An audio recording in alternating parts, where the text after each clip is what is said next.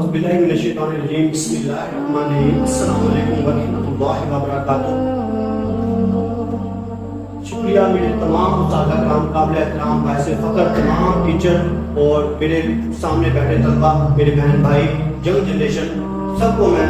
مشکور ہوں، شکریہ ادا کرتا ہوں کہ آپ نے اپنے بچوں کو شاید موقع دیا۔ آج جس ٹاپک میں بات کرنا چاہتا ہوں، جس پوائنٹ کو میں سمجھانا چاہتا ہوں، پوائنٹ کیا ہے کہ آج ہمارے بچے کچھ بڑا کرنے کا کیوں نہیں سوچتے؟ آخر کیا وجہ ہے کہ ایک مسلمان کا بچہ ہو اور وہ کچھ بڑا نہ سوچے؟ یہ کیسے ممکن ہے کہ اس کے پاس قرآن ہو، اللہ کے قانون کی شریعت ہو، قرآن ہو، نبی جیسی سیرت ہو، پھر بھی وہ کچھ بڑا نہ سوچے اور انسانیت کے لیے کچھ نہ سوچے؟ اس کے اوپر میں آج بتانا چاہتا ہوں کہ کیوں ہمارے بچوں نے بڑا سوچنا بند کر دیا، کیوں نہیں وہ بڑے خواب دیکھتے؟ کیا ہو گیا ہمارے بچوں کو؟ وہی جنہوں نے تاریخ پڑھے تھے تو ہمارے چھوٹے چھوٹے عمر میں 10 سال کی عمر میں حضرت علی رضی اللہ عنہ نے اسلام قبول کیا اور کس طرح خیبر کو فتح کیا، آپ خود اندازہ لگا سکتے ہیں۔ وہ بھی آخر بچے تھے، صحابہ کرام رضی اللہ تعالیٰ عنہ اجمعین، آخر وہ بھی 10 سال 15 سال 20 سال یہاں تک کہ 7 سال کے بچے جنہوں نے اسلام قبول کیا اور اس طرح کارنامے سر انجام دے کے انسان کی عقل دنگ رہ جاتی ہے، حیرت ہوتی ہے کہ کیسے ایمان افروز ہوا۔ صرف کیا وجہ ہے؟ اس کی میں صرف ایک آپ لوگوں کو سولوشن دینا چاہتا ہوں، وہ کیا ہے؟ اپنے بچوں کو کثرت کے ساتھ موت یاد کروائیں، ہر وقت ہر لمحہ انہیں موت سے بے خبر نہ ہونے دیں۔ ہر وقت ان سے یہ کہ بیٹا ہم نے ایک دن مر جانا ہے، بیٹا ہم نے ایک نہ ایک دن اللہ کے پاس واپس لوٹ کے جانا ہے، بیٹا ہم نے ایک نہ ایک دن یہ سب کچھ یہی چھوڑ کے جانا ہے۔ یقین مانے یہ بات جب آپ یہ کنسیپٹ بچوں کے اندر کلیئر کر دیں گے تو انشاءاللہ تعالیٰ وہ بچے کمفرٹ زون سے باہر نکلیں گے، اپنے لائف سٹائل کو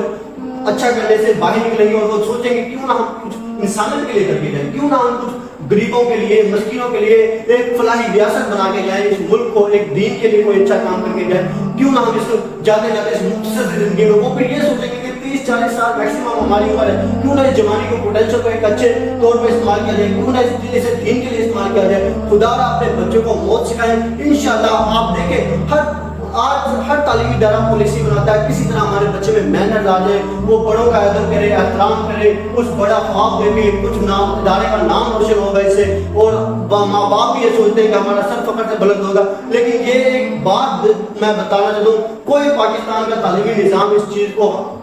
ہائی لائٹ نہیں کرتا، کسی تعلیمی نظام میں اس چیز کو پڑھانا تو دور کی بات، اگر کوئی بچہ موت کا ذکر بھی کر دے تو وہ اس بچے کو برا بھلا کہنا شروع کر دیتے ہیں، وہ کہتے ہیں خبردار ہے کہ بھائی یہ زبان پہ لفظ لے کے آئے تو موت کو نہیں یاد کرتے۔ حالانکہ آپ صلی اللہ علیہ وسلم کا کیا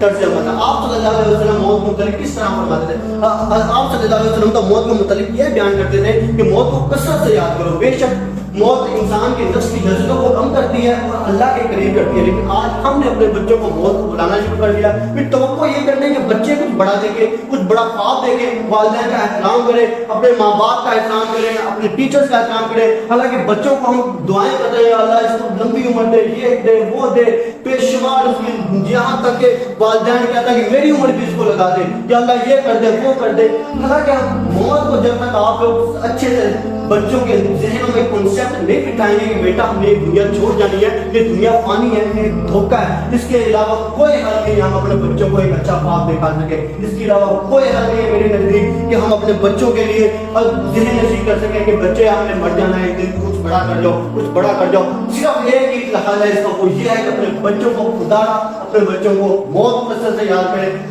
سوتے اٹھتے بیٹھتے کھاتے وقت ہر وقت ہر لمحہ ایک سیکنڈ موت سے بے خبر نہ کریں اپنے بچوں کو۔ انشاءاللہ تعالیٰ میں آپ سے یہ وعدہ کرتا ہوں، انشاءاللہ تعالیٰ اگر آپ بچوں میں خود 10 سے 15 دن میں چینجنگ نہ دیکھیں